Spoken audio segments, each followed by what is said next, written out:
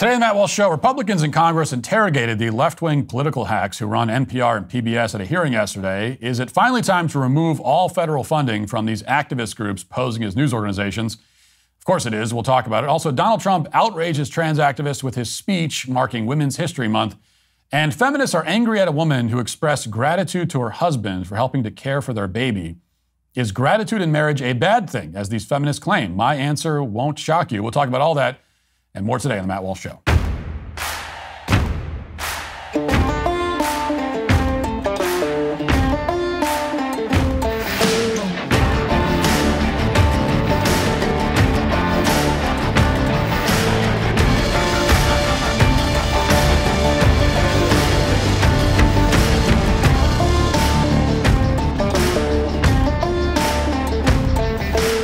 As we celebrate the victory of our 47th president, there's no better way than to introduce the 4547 Patriot Edition American whiskey produced by the team at Wise Spirits right here in our hometown of Nashville. Their masterfully handcrafted American whiskey pays homage to the very essence of our great nation, celebrating its rich history and vibrant culture. Each batch is carefully selected from the finest barrels, with each drop representing a testament to precision and quality. The best part is this whiskey is made by patriots for patriots and embodying the spirit of the American dream. I've had the pleasure of enjoying 4547 whiskey, and let me tell you, it hits hard with a strong taste and a clean finish. You can tell this isn't some cheap bottom shelf stuff. It's the kind of drink that makes you want to lean back in your chair and have another. Experience the 4547 Patriot Edition whiskey, where every sip tells a powerful story of heritage, craftsmanship, and indomitable spirit. Here's to freedom, to tradition, and to the spirit of America. 4547 Patriot Edition American whiskey, crafted with honor, inspired by courage, crafted by Wise Spirits, Nashville, Tennessee. Please drink responsibly. 4547 Premium American Whiskey, 46% alcohol by volume. Copyright 2025, Wise Spirits Incorporated, Nashville, Tennessee. Must be 21 or over. It's always been the case that state media, no matter what country it's in, tells you an awful lot about the state. Listen to North Korean state media for 5 minutes, and inevitably the strict-looking anchorwoman will communicate a very clear message, which is that no criticism of dear leader is allowed, and they might even pan to a crater or two just to demonstrate what happened to the last guy who broke that rule. Tune into Canada's state broadcaster, meanwhile, and before long they'll inform you that thousands of children are buried underneath Christian schools in Ontario, even though none of that is true. They'll also complain about Donald Trump a lot and tell you how great their new prime minister is, even though he's barely ever lived in Canada in the past decade. And the message to reasonable people watching this, of course, is that Canada is a self-loathing, post-national globalist blob that despises anyone who believes that the government is not God. Again, whether they realize it or not, state media tells you everything you need to know about the state. So with that in mind, what do NPR and PBS tell us about this country? By any definition, these organizations are state media. They were created by the state. And for more than half a century, these two outlets have relied on funding from the federal government to survive. They couldn't peddle Washington's propaganda without taxpayer cash. The Corporation for Public Broadcasting, which distributes funds to state media outlets like NPR and PBS, now receives more than $500 million from the American taxpayer every single year. Yes, they take in $500 million every year, which is not an overstatement. Now, you often hear from outlets like NPR that federal funding isn't a big part of their budget, but that is a lie. Now, it's true that they don't directly receive most of that money, but the Corporation for Public Broadcasting does receive the money, and in turn, it distributes the funds to member stations of organizations like NPR. So in other words, if the federal funding is gone, then so are these outlets, which is why they will defend the funding to the death. So what have they been doing with the money that they desperately fight for, even as they claim they don't really need it? What I'm about to play is an actual segment that aired on NPR recently, and this is just an example of what they're spending our money on. Listen to this. Dinosaurs are back on the big screen. Jurassic World Dominion is now in theaters. Young kids always seem to love dinosaurs, and maybe we all do as we crowd into natural history museums to see them in all their bony glory. But did you know that the dino emoji is beloved in LGBTQ+ online communities? So they're talking about transgender dinosaur emojis on a show called All Things Considered, which is one of the premier programs at NPR. And this kind of content wasn't out of the ordinary. NPR also posted this insight on social media, for example, quote, "Some white people may choose a yellow thumbs up emoji because it feels neutral, but some academics argue opting out of a whiter-looking thumbs up emoji signals a lack of awareness about white privilege akin to society associating whiteness with being raceless. Close quote. So they've done a lot of reporting on emojis, basically. They're really on the emoji beat with all that federal funding. This is all very unserious race baiting, obviously. No one who doesn't suffer from 10 different serious psychological comorbidities would take any of this seriously, but you could make the case that it's actually more clever than that. By acting like buffoons who are transfixed with emojis, NPR might come off as harmless to most people. They certainly don't seem like carefully calculating political operatives, but that's exactly what they are. And that's why when the New York Post broke the Hunter Biden laptop story, NPR posted this image, and you can see it there if you forget. It's from a man named Terrence Samuels, who served as NPR's managing editor for news at the time. And he said, quote, "We don't want to waste our time on stories that are not really stories, and we don't want to waste the listeners' and readers' time on stories that are just pure distraction." Close quote. So in other words, NPR was explicitly participating in the Democrat Party's efforts to bury a story about the fact that the Democrat candidate for president was taking money from foreign adversaries. And what happened to Terrence Samuels after he made this call? Was he terminated for gross incompetence on the job? Well, of course not. He did exactly what he was supposed to do, so he was promoted. NPR made him their top editor before he went on to become the editor-in-chief of USA Today. His career did not suffer at all. In fact, it helped his career. Terrence Samuels even started doing lectures on disinformation at American University, if you can believe it. So the guy who buried the biggest story of the 2020 election on the fraudulent grounds that it was disinformation when it really wasn't, is now teaching students how to spot disinformation. So you really can't script this kind of stuff. For decades, state media outlets got away with this kind of thing. Republicans would, register their complaints, but they never actually hauled these executives before Congress and seriously threatened to remove their funding. But that changed yesterday when the DOJ committee in Congress questioned the chief executives of both NPR and PBS. And maybe the most remarkable moment in the hearing came when Congressman Brandon Gill questioned the head of NPR, a woman named Catherine Marr.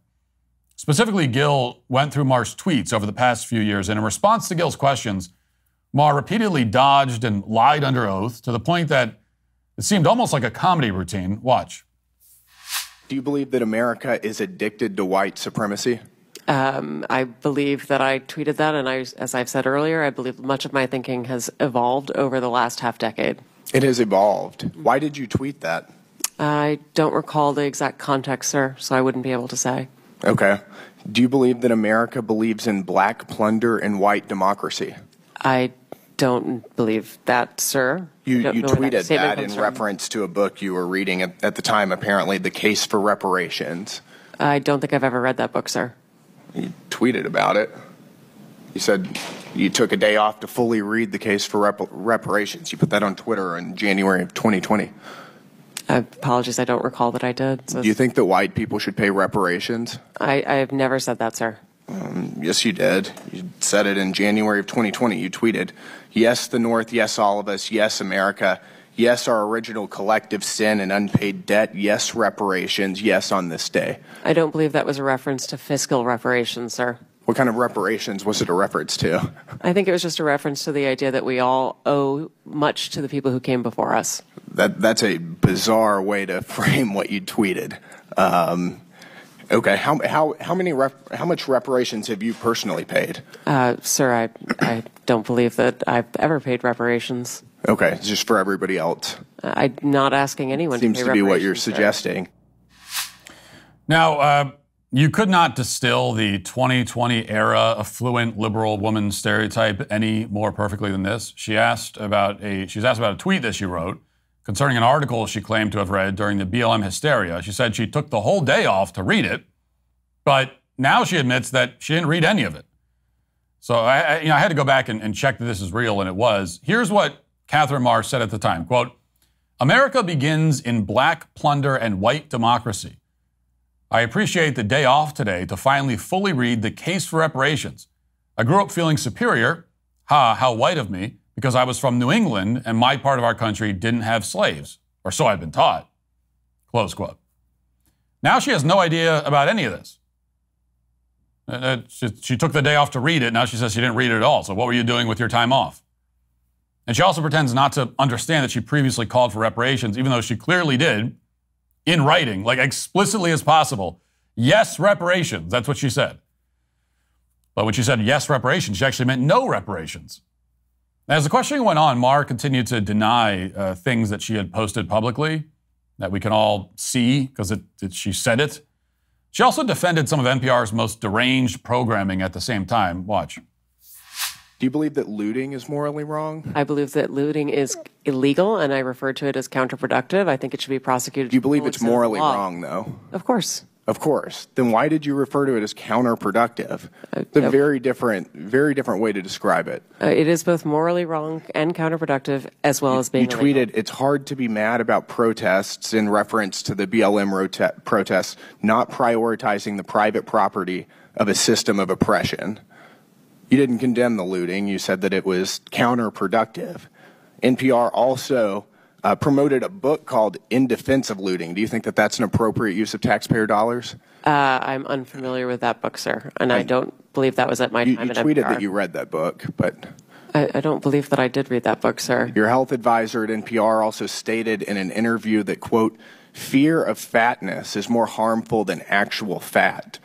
Would you like to explain how fear of fatness is more harmful than actual fat? That's an editorial at NPR. I am not familiar with the editorial, and I don't believe that was published during my time here. It's called Diet Culture is Everywhere. Here's how to fight it. Do you think that that's an appropriate use of taxpayer dollars? I think any reporting on health is an appropriate use of taxpayer dollars, yes. Do you think that basic accommodations like doorways or seat belts represent, quote, latent fat phobia?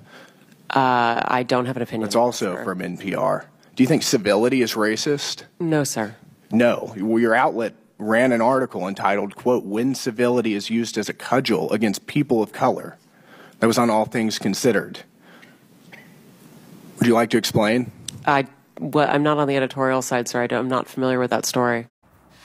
Now, there are about 1 million more posts from this woman that are obviously disqualifying. Every single one of them is proof that NPR should not receive another dime of taxpayer money. For example, here are some of Maher's posts from shortly after Joe Biden was declared the winner in the 2020 election. She writes, quote, I can't stop crying with relief. It's so strange to be called a Biden supporter. I'm a supporter of human rights, dignity, and justice. Oh, God, we have so much work to do. I can't wait. So by her own admission, she's floored by the idea of Joe Biden winning the presidential election to the point that she can't contain her emotions. And at the same time, she's claiming that she's qualified to run a news organization that, receives taxpayer money.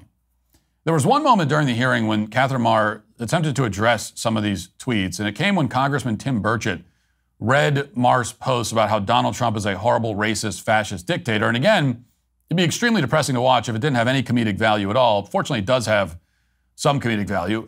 Watch.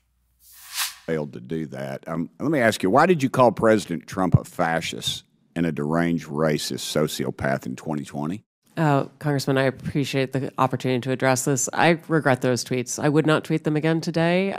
They represented a time where I was reflecting on something that I believe that the president had said rather than who he is. I don't presume that anyone is a racist. You don't believe anyone is a racist? I don't start by presuming anyone is a racist.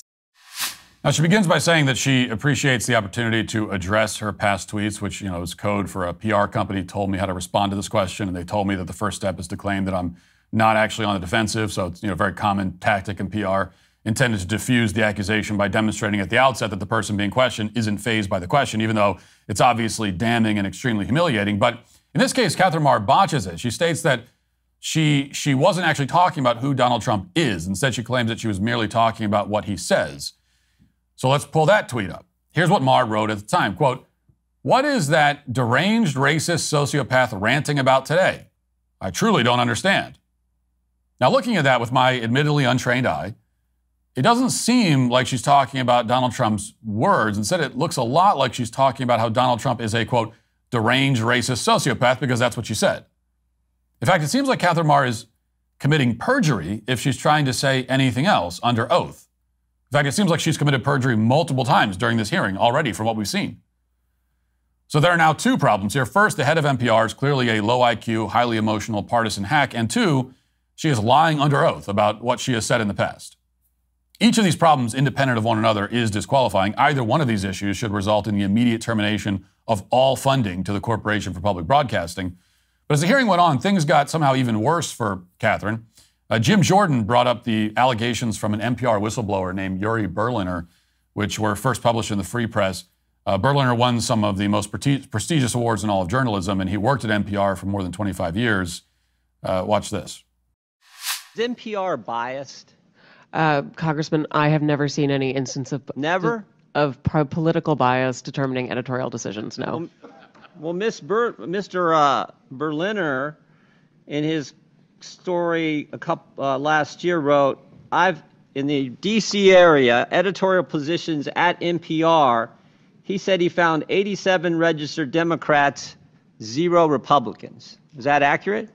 We do not track the numbers or the voter registration, but I find that concerning. Award-winning journalist who worked 25 years at NPR, Mr. Berliner, was he lying when he wrote that? I am not presuming such. I just we don't track that information about our journalists. 87 to 0, and you're not biased? I think that is concerning if those numbers are accurate. How about this story? October 2020, the New York Post had the Hunter Biden laptop story, and one of those editors, I guess one of those 87 Democrat editors, said this: we don't want to waste our time on stories that are not really stories. We don't want to waste the listeners' and readers' times on stories that are just pure distractions. Was that a pure distraction story?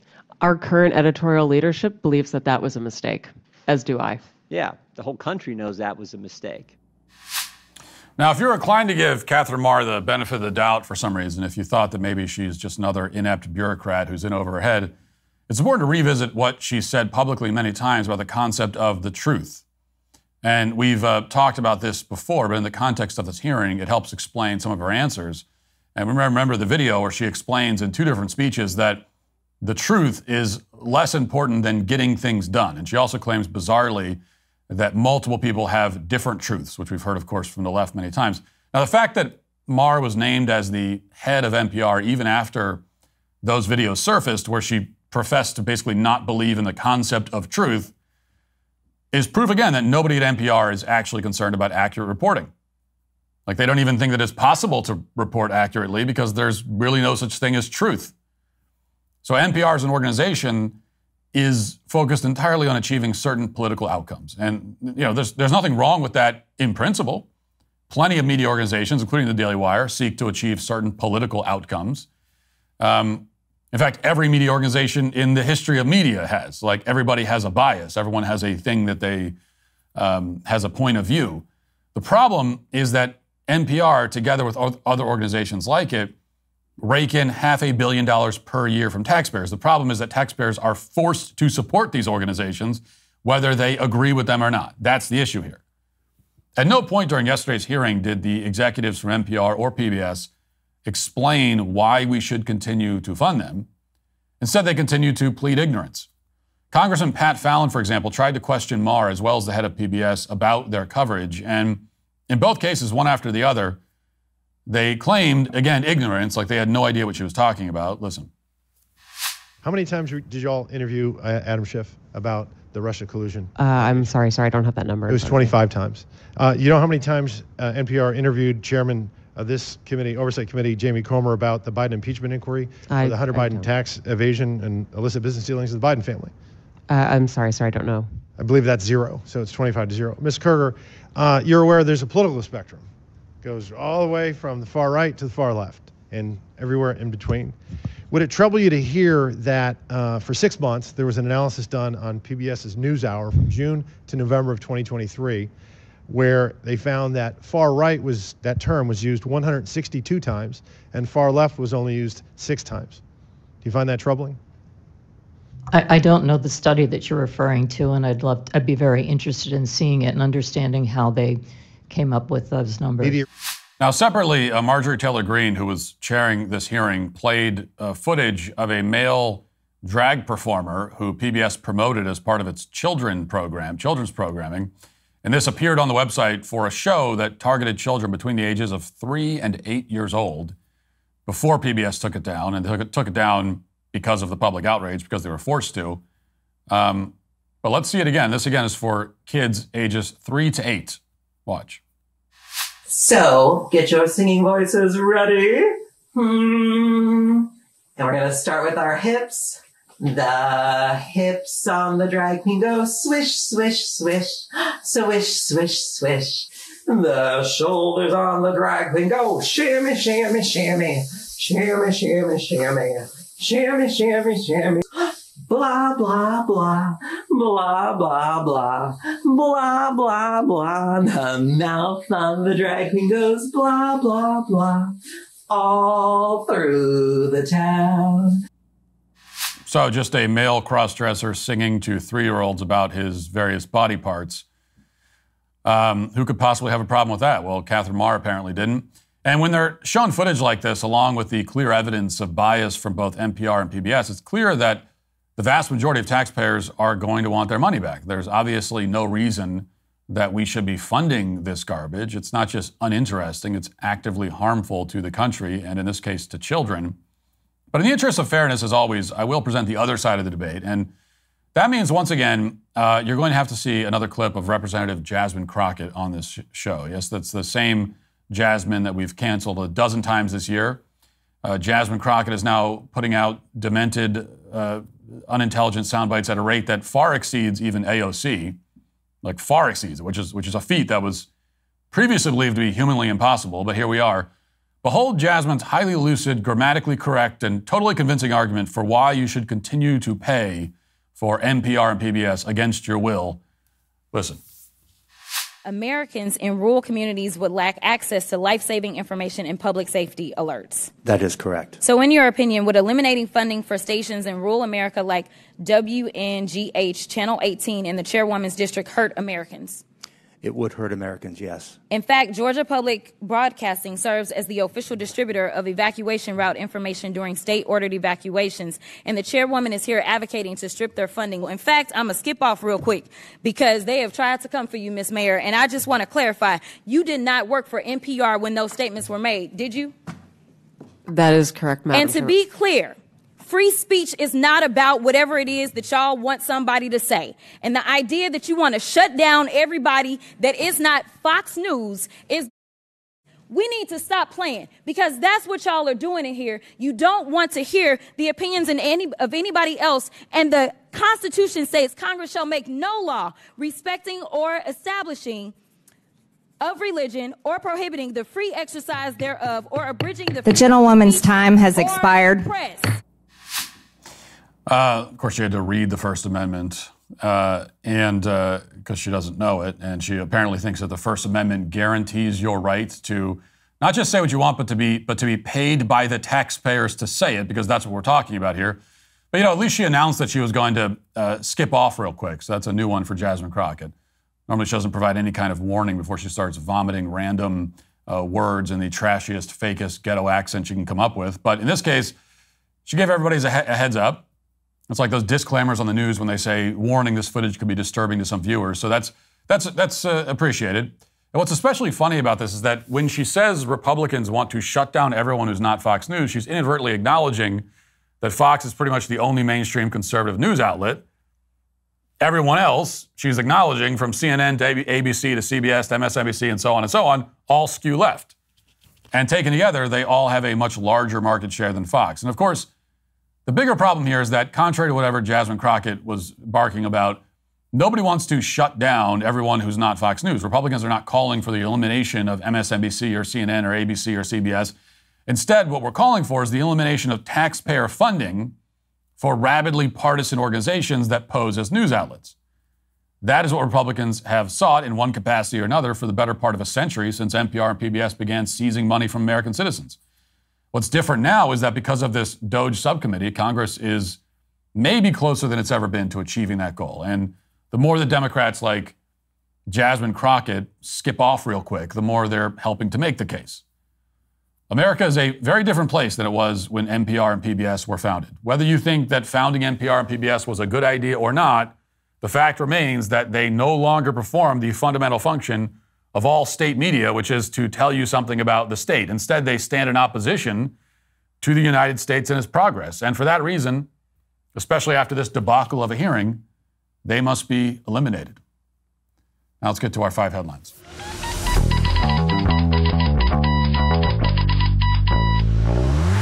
Let me tell you about something that doesn't get enough attention. That is your liver. This powerhouse organ is crushing it 24/7, handling over 500 different functions in your body. It's a hard job, and sometimes your liver just needs a little bit of support. That's where Dose for Your Liver comes in. It's not some weak supplement.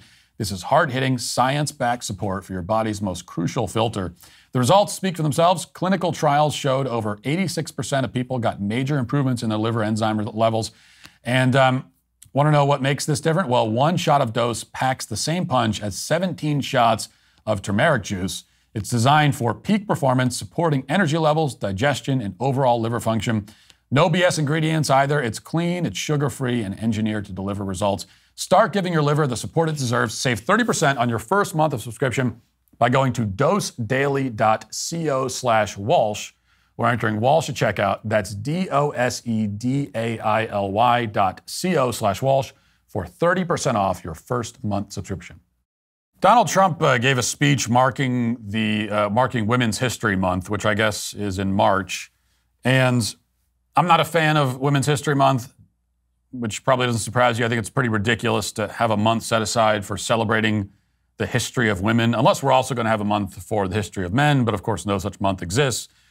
And it would be considered sexist and misogynistic to have a month like that. So this is a very obvious double standard here again. And also, by the way, there are like 2 or 3 different months for women and also like 20 different individual days set aside on the calendar for celebrating women. How many do we need? How many is enough? And meanwhile, again, there are precisely no days at all set aside to celebrate men specifically, aside from Father's Day. So that's the only one that we have, I guess.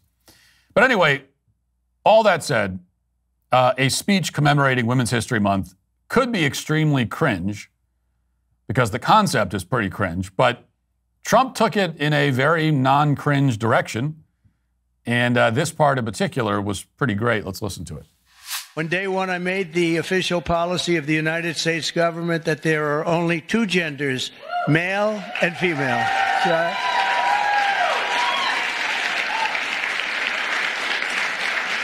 Is there anybody, seriously, is there anybody that disagrees with that in this room? I was thinking maybe somebody from the press might raise their hand. I don't think so. There aren't too many people. You know, it's amazing. It's got to be like a 98% issue, right? So what are they doing, Marjorie? What are they doing? They're fighting for a 2% issue. That's good. Let them keep doing it. No matter how many surgeries you have or chemicals you inject, if you're born with male DNA in every cell of your body, you can never become a woman. You're not going to be a woman. And that's why last month I proudly signed a historic executive order to ban men from competing in women's sports, and it was very popular and very popular. This is true, obviously, what he just said. It's the kind of truth that nobody should have to say. The President of the United States in particular shouldn't have to say this, but it is necessary to say it. And I want us all to appreciate the significance of the fact that Trump just said what he said. And I don't mean the part about banning men from women's sports. I mean, that's important too. But that's one thing. It's one thing to say that men shouldn't be in women's sports. It's one thing to say that children should not be, quote unquote, transitioned into another gender. Those points are all important and all true, and we should be saying that, and we should be fighting against those forms of madness. But both of those positions don't necessarily represent a fundamental rejection of trans ideology. It's possible to affirm trans ideology while also saying that we should wait until somebody is 18 for medical transitions and that quote unquote trans women shouldn't be in women's sports. I mean, it's possible to stake out those two positions while not necessarily repudiating trans ideology at its most fundamental level.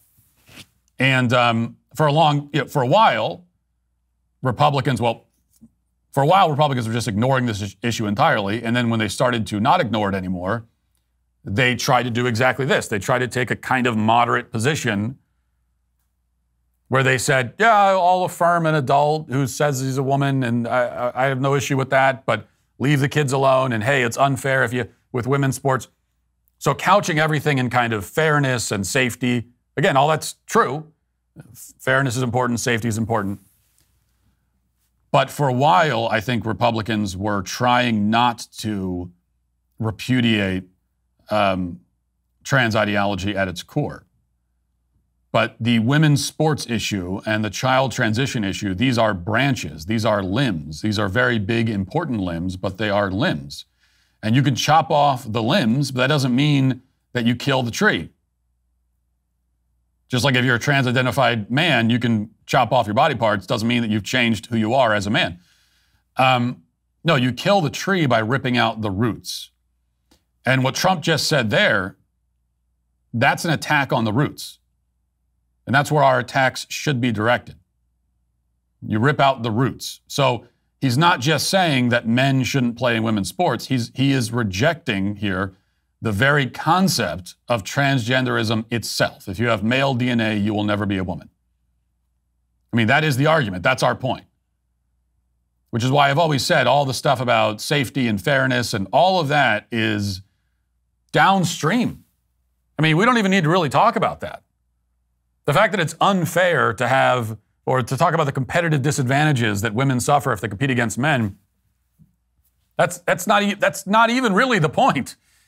Because even if it was somehow, even if there was some trans-identified male who is a very middling athlete, even among women, and there are cases of this. So even if it was a trans-identified male who wanted to, let's say, race against women in track, and he's so slow that he's going to come in last against the women in every single race. And then you could say, well, he's not taking any opportunities away from women. He's not beating any of them. He's not taking any medals away. They're all winning, so it's not unfair in that sense. Would that be okay? Well, the answer is no, it still wouldn't be okay, because no matter where he's placing, no matter if he gets a gold medal or no medal, he's not a woman. That's the problem. It's untrue. To have him on the women's team, it is an untruth.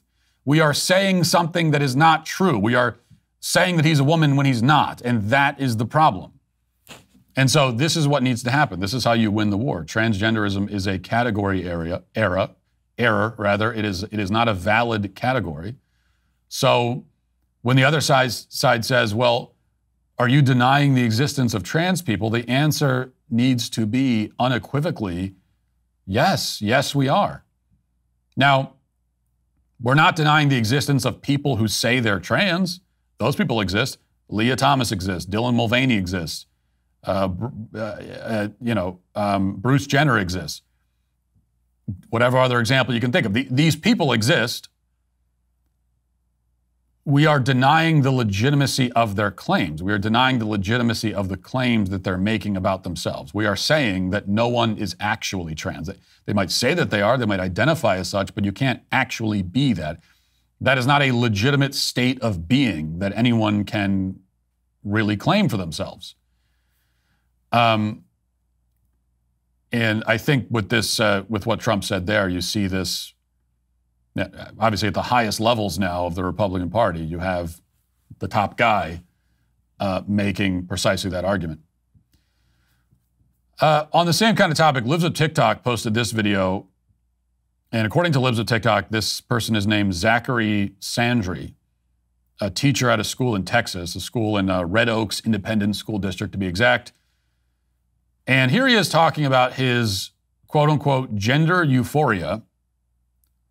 So needless to say, this is a trans-identified person, a male identifying as female, talking about, he's very happy in this case, how happy he is to be affirmed by his students. Let's listen.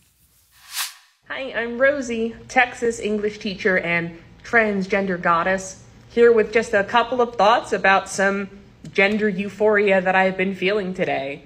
So for those of you that don't know, gender euphoria is the feeling you get when you finally feel comfortable in your gender, when something good happens and it just brings you a lot of joy and calm. And it's been happening to me a lot today. This morning, when I stopped at the gas station for my morning energy drink, I got ma'amed, which is so funny because I know that there are a lot of women who really don't like being called ma'am, but I like it a lot. It's so new to me and it's so wonderful. And it was such a small thing to make me this happy. And then at school today, I'm surrounded by kids. I teach sophomores, and I have these 15, 16-year-olds who are completely on board, who, when I told them I had changed my pronouns, jumped right into it. They call me ma'am. They call me miss. They use my correct pronouns and know my correct name. And it is incredibly affirming. So I guess my message here is, if you have any trans people in your life, it is so easy to show them love. So easy. So we've talked about the progress that we've made on this issue. We still have a long way to go, clearly. And the next step, one of the next steps, should be laws that ban people like this from teaching. This person should be legally barred from teaching children.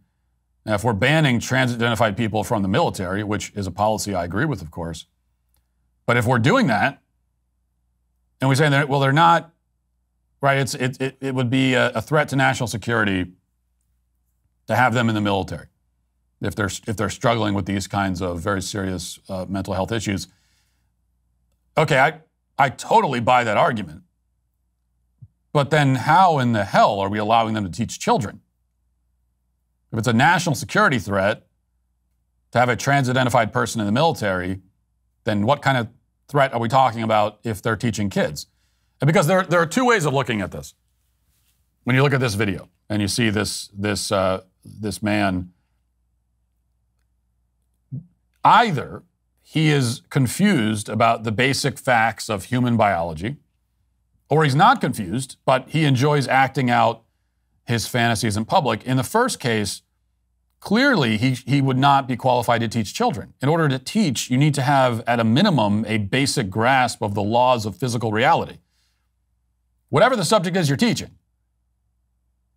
you're teaching some subject that is based in reality, one would hope. And so if you don't understand really, really fundamental things like the fact that men can't have babies, if you don't understand that, then there's no possible way that you could be qualified to teach. But in the other case, if this guy actually is not confused, if he actually understands perfectly well that men are men and women are women, then that means that this is a kind of role play fantasy game that he's engaging in. And that makes him even less qualified to teach children.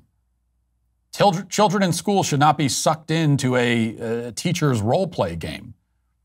Teachers should not be depending on children to give them a feeling of euphoria. Like, I don't want teachers feeling euphoria in the classroom at all, for any reason. That's just bizarre. That's extremely weird. What do you mean euphoria? Who the hell feels euphoria? And why are you feeling that in a classroom around a bunch of kids? I don't want my children to ever be in the same room as a grown adult man who feels euphoric around children. I mean, hell no. Especially if that euphoria is tied to the fact that he's wearing women's clothes and he's depending again on these children to somehow, he's showing a kind of emotional codependency on these kids. And that's the most mild way of putting it. But that alone makes him unqualified to teach. So this is the conversation we need to have next. And I'd like to know which lawmakers are going to step up to the plate on this one. Because I'm telling you right now, it would have wide support among the voters. Show that video to the average voter. Get 100 average voters in the room, representative sample. Show them that video and ask them, do you think that this person should be allowed to teach kids? Would you want your child to be in that person's classroom? Yes or no? 100 average voters in the room. How many do you think are going to say yes? Oh, yeah, I'd love to have, yeah, oh, yeah, sign my kid up for that. Would you get 10 out of 100? You're not getting 20, I'll tell you that. So this would have wide support among the voters And I think this needs to be the next step. I'll quickly mention this. The son of Snow White producer Mark Platt, Jonah Platt is the son's name. He is speaking out publicly against Rachel Zegler and blaming her for the film's catastrophic failure at the box office. He wrote a comment on Instagram in response to someone who was upset that his dad reportedly reprimanded Zegler for her antics, at some point before the movie came out. And I just want to read this. So the comment says, "Your dad flew to NYC to reprimand a young actress. Any word on this? Because that's creepy as hell and uncalled for. People have the right to free speech. No? Shame on your father." And then Jonah Platt, who's the son of the producer of the film, responded and said, "You really want to do this? Yeah, my dad, the producer of an enormous piece of Disney IP with hundreds of millions of dollars on the line, had to leave his family to fly across the country to reprimand his 20-year-old employee for dragging her personal politics into the middle of promoting the movie for which she signed a multi-million-dollar contract to get paid and do publicity for. This is called adult responsibility and accountability, and her actions clearly hurt the film's box office. Free speech does not mean you're allowed to say whatever you want in your private employment without repercussions. Tens of thousands of people worked on that film, and she hijacked the conversation for her own immature desires at the risk of all the colleagues and crew and blue-collar workers who depend on that movie to be successful. Narcissism is not something to be coddled or encouraged." Well, I mean, he's totally right. Now, of course, as we covered, the movie is terrible anyway in its own right. It was probably going to underperform regardless. People are tired of the soulless cash grab remake thing. They're tired of all that. The movie has all kinds of problems that could be pinned partly on the producer. Like the producer did not do a good job. Nobody who produced this movie did a good job. And that's apart from all of the political controversy started by the actress. So the movie had all kinds of problems creatively and conceptually, but there's no doubt that she drove the final nail into this movie's coffin. She probably drove the final 2 or 3 nails into the coffin. And a lot of what you see with Zegler is really just this pretty common Gen Z mentality and approach to work. That she believes that she should be able to express herself and speak her truth or whatever nonsense, regardless of the consequences to everybody else.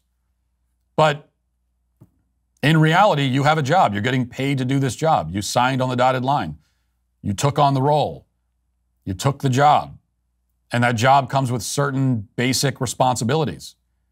And one of the most basic is the responsibility to control yourself and comport yourself a certain way publicly so that you don't harm the project and thereby harm all the hundreds of other people who are working on it.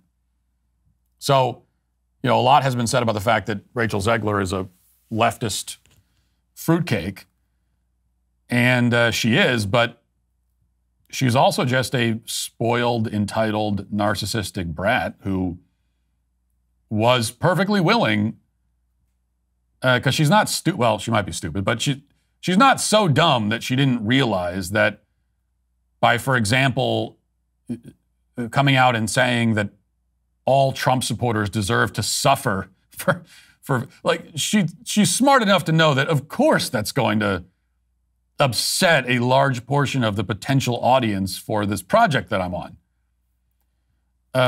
But she knew that, and she didn't care because has this mentality. She's not the only one.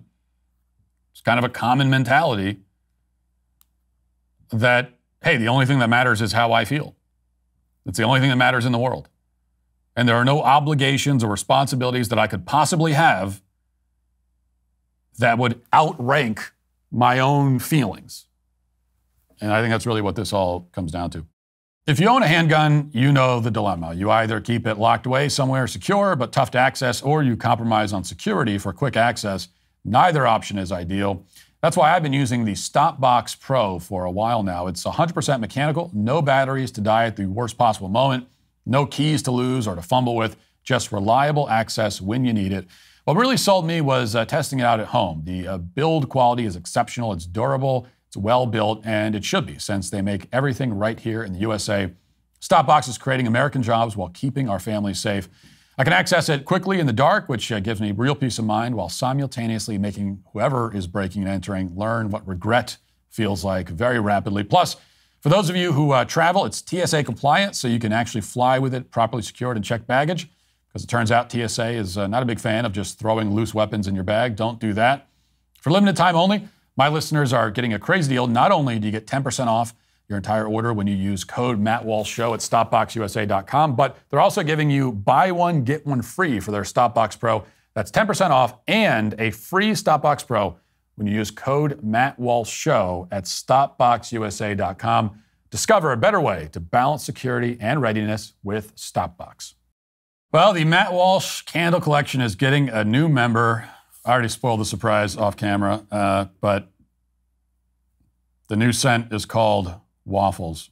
So it smells like a goat. Is that the idea? We got a goat. It's waffles after our new goat, which, we don't need to go through that story again. So it's a goat-scented candle. I've been around goats enough now over the last few days to know that that's not a scent you want in your house. I don't know what we're doing. It doesn't even smell like a goat. That's not a goat at all. What is this? Oh. Maple syrup, nutmeg, and buttermilk. That's not what goats smell like. Let me tell you right now. Waffles is here for you to take home, which you won't regret like I do. It smells amazing, far better than my goats or the stench of my defeat. Imagine happy little goats climbing mountains of waffles. Go to thecandleclub.com/waffles to get yours. That's thecandleclub.com/waffles. Don't even buy this. I'm actually recommending against buying this. I don't think it's well, you don't want it. You don't want a candle that has a goat on the label right there. That's not the kind of message you want to send. Now let's get to our daily cancellation.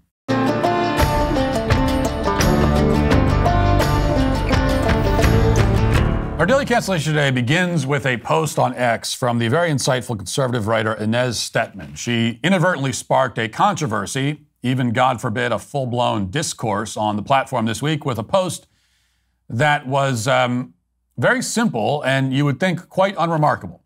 And this is the way it so often goes. You might post 10,000 interesting, incisive things on the internet, but it will be the simplest, most straightforward, most uncontroversial thing that creates all the controversy. That's the way it goes. And for Inez, it was a post thanking her husband. And we all know that in the mind of a feminist anyway, there's nothing more divisive and provocative than that a woman can do than show a basic level of gratitude towards her husband. So here's what Inez posted a couple of days ago, quote, "This is by no means universal, so don't yell at me, but I'm starting to suspect that behind many of the complaints that dad doesn't help enough with the baby are women who are extremely finicky and inflexible about what caring for the baby looks like." Now, she's right about that, but it was the follow-up post that really attracted the ire of the feminist hordes, because here's what she said next. Get ready for this. Brace yourself. Quote, "Anyway, shout out to my husband for taking care of the baby at 7 a.m. because I had a headache." That's it. Oh no, a woman just thanked her husband for helping with the baby. The feminists will not stand for that. There won't be any thanking of men allowed on this platform or anywhere else. So I'm going to read just a very quick sample of the replies. There are hundreds of them that are all along the same lines, that are very upset at that second tweet specifically. And it's worth talking about them because these women who will read some of their comments, they represent an increasingly common point of view, and it's one that has destroyed many marriages and will destroy many more in the future. In fact, I don't think it's an exaggeration to say that the replies I'm about to read represent one of the greatest threats to marriage in modern society. So here are just a few of those responses. The first one says, "That is literally his job. I never want to become this kind of mother or wife." Another one says, "Girl, what do you mean shout out? Isn't that just the bare minimum of being a parent?" Another says, "Giving a shout out to your husband for doing his job as a father is wild." Another comment says, "Women really out here be thanking fathers for being a father." OMG, a father doing regular father things. So cool. Round of applause for this man who did the bare minimum of fatherhood. Stop praising men for the bare minimum. He's the father. You don't need to thank him since he shouldn't only take care of the baby when you're feeling bad. Another says, "It's his kid too. It's his responsibility too. It's his job too." Finally get that through your thick heads. Another says, "Does he give you a shout out every time you do the most basic put out stuff of parenthood? Why marry someone who needs a public parade for taking care of their own children?" Another says, why would you shout out your husband for doing his job? It wasn't just you who made the baby. He had 50% in that as well. He should be taking care of it too. And then here's my favorite response. We've been divorced for a while at this point, but still every day I feel gratitude that the father of my children loves actually being a father, and I never once have had to thank him for simply participating in parenthood. Now, there are many more comments, some quite a bit more vulgar and angry, but all of them are along these lines. And as I said, this is a very common attitude these days, which is why it's worth discussing. All of these women agree that Inez's husband is doing, quote, the bare minimum, and that it's ridiculous to thank him for it. So they all concur with each other that thanking your husband for being helpful is outrageous, and it's a sign that you're some sort of battered wife. And then there's a last comment from a woman named Charlotte who recommends not thanking your husband for things, and you should take her advice on how to have a healthy marriage. After all, she's been divorced for quite some time. And it has not occurred to Charlotte, apparently, that perhaps the reason why she's divorced is that she never once felt the need to express any kind of gratitude to her husband at all, by her own testimony. So let me offer a few thoughts, a few things that these feminists might want to consider. First of all, a father who helps with the baby at night or early in the morning is, in very many cases, doing a lot more than the, quote, bare minimum.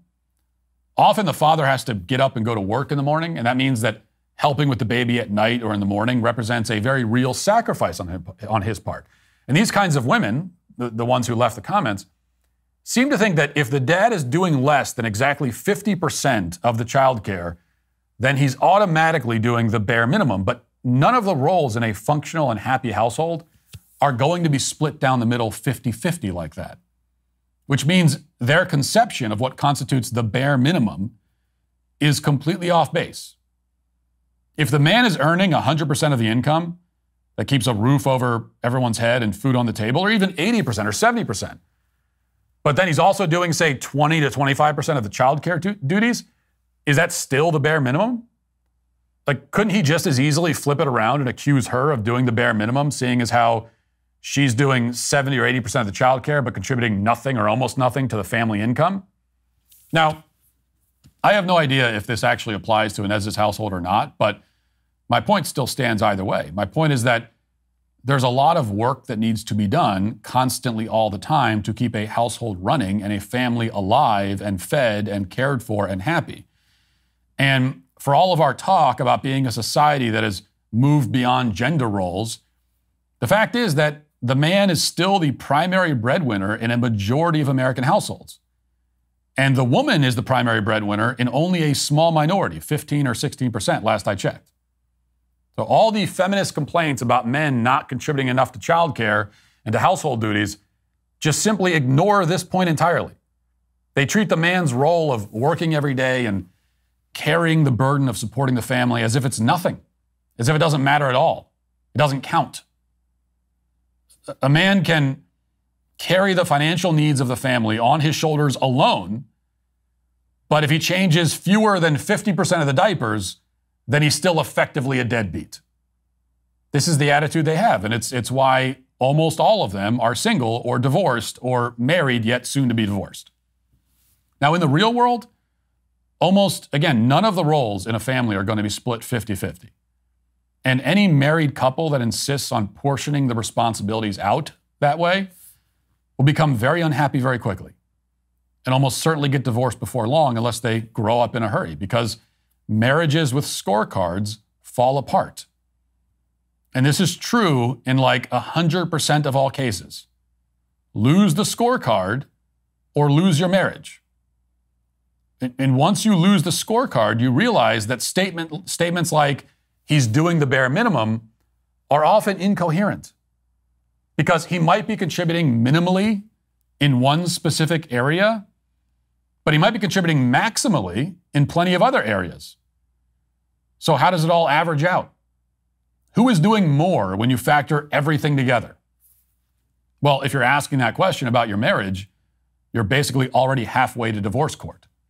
And if you're asking that question about somebody else's marriage, you're simply a childish moron. And second point, putting all that aside, no matter who is doing what, No matter who's earning the money, no matter who's feeding the baby at 7 a.m., no matter who's changing the diapers, no matter what, one thing will always be true. It is good to show gratitude to your spouse. It is, in fact, necessary to show gratitude to your spouse. Whether this was the first time Inez's husband ever got up with the baby in the morning, or whether he gets up with the baby every morning, we don't know. But in either case, it is good that she said thank you. Wives should show gratitude to their husbands. They should show gratitude every day. Husbands should show gratitude to their wives. They should show gratitude every day. A marriage without gratitude will die. It can only die. Now, let's go back to our friend Charlotte's comment again, because I think it's instructive. She said, "We've been divorced for a while at this point, but still every day I feel gratitude that the father of my children loves being a father, and I never once had to thank him for simply participating in parenthood." I never once had to thank him. She feels gratitude, she claims, but she never once thanked him. Never once. And now she's divorced, and her children are the victims of a broken home, and she still hasn't put the pieces of this puzzle together. A lack of gratitude lies at the heart of almost every failed marriage. I mean, you talk to any divorced person, talk to any unhappily married person, and they will almost always say some version of this. I was never appreciated. She didn't appreciate me. He didn't appreciate me. And in most cases, while they were busy feeling unappreciated, the other person in the marriage also felt exactly the same way. And keep something else in mind too. You know, if you're trying to judge how much work your spouse does and therefore how much gratitude you should have for them, which is entirely the wrong attitude, but if you are, remember that you don't see all of it, or even most of it. You don't see all or even most of what your spouse is actually doing. You know, we hear a lot about the so-called emotional labor done by women. We hear this term emotional labor. And I object to the term. Labor, by definition, cannot be done emotionally. Labor is something that you physically do. But the point of the term is that women carry a lot of stress and a lot of emotional weight, especially if they're the primary caretakers of their children.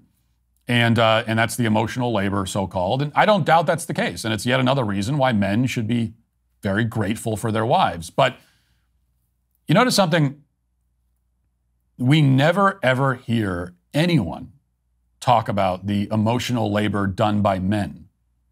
This subject is never raised. Ever. When's the last time you heard the term emotional labor relating to men? I've never heard it. I've seriously never heard anyone even raise the point. And that's because the people predisposed to use the term emotional labor, that being women of a feminist persuasion, they just assume that men have no emotional or mental burdens at all. That's really what they think. They think men are walking around like blank slates in their heads. Just blissfully, on cloud nine all the time. Now, the fact that men are the majority of suicides should probably tell you otherwise, but they ignore that point because they refuse to acknowledge that men have unseen emotional depths just as women do. In fact, for men, the depths are even more unseen and more unheard and more unacknowledged because they're not acknowledged at all. And this is especially true of men who are the primary or sole breadwinners in their homes. And again, there are still many more men in that position in our country than there are women, by a wide margin. So if you're a wife dealing with the stresses and burdens of being the primary caretaker, keep in mind that there are also enormous stresses and a huge boulder-sized burden that your husband carries as the one who is mostly responsible for making sure that the family has a roof to sleep under and food to eat and medical care when they get sick. And if he fails, everyone he loves loses everything. And this weighs on him every day, every single day, all the time. So if you're looking at your husband and thinking, oh, he's not worried about anything, I have all the emotional labor. What's happening in his head is he's thinking to himself that if he fails, if he loses his job, if things don't work out for him, everyone he loves loses everything they have. That's actually what's in his head. And he never forgets it. In fact, your husband might be dealing with an impending catastrophe right now. He might be working hard to avert disaster at this very moment. There might be a disaster coming that he sees and he's trying to avoid, and you don't even know it.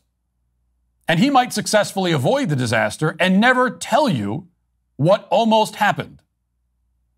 You know, he might be a step away from losing his job, and he's fighting like hell to keep it. And again, that might be happening, and you don't even know it. He might be walking in that door at night carrying a stress that is shaving years off of his life. There's a reason why men die younger than women. Okay, he might have a stress on his mind right now that is killing him. And yet, if you're one of these women in the comments, you look at him and think, he's doing the bare minimum. He's giving everything to his family, and yet you are convinced that he hasn't even done enough to warrant a thank you. I mean, that is what kills a marriage in both directions. So yes, this may be scandalous for these feminists to hear, but yes, you should thank your husband. It costs you nothing to show him gratitude. It takes no effort. Like if you go up to him and give him a kiss and say thank you, just thank you. Thank you for everything he does. Thank you for supporting the family. Thank you for... It takes 10 seconds of your time. And what you get in exchange for that bare minimum on your part is a husband who feels appreciated and loved and respected, and a marriage that is immeasurably strengthened. And as a bonus, he'll be even more inspired to do even more and help even more in the future. And the same goes for husbands in the other direction. Like there's no downside here. No marriage has ever suffered because of excess gratitude. No husband ever regretted being too appreciative of his wife, and no wife ever regretted being too appreciative of her husband. No divorced person ever said, yeah, it just didn't work out. There was just too much gratitude. We were constantly saying thank you to each other. It destroyed the marriage. That has never happened. But people who follow the advice of the bitter, angry feminists screaming at Inez for thanking her husband, those people, on the other hand, will end up lonely and miserable. All of them. Without exception. Gratitude will definitely not hurt your marriage. A lack of gratitude will definitely kill it. 100% guaranteed. And that is why those bitter, angry feminists in Inez's replies are, just like their hopes of ever being happily married, canceled. That'll do it for the show today. Thanks for watching. Thanks for listening. Talk to you tomorrow. Have a great day. Godspeed.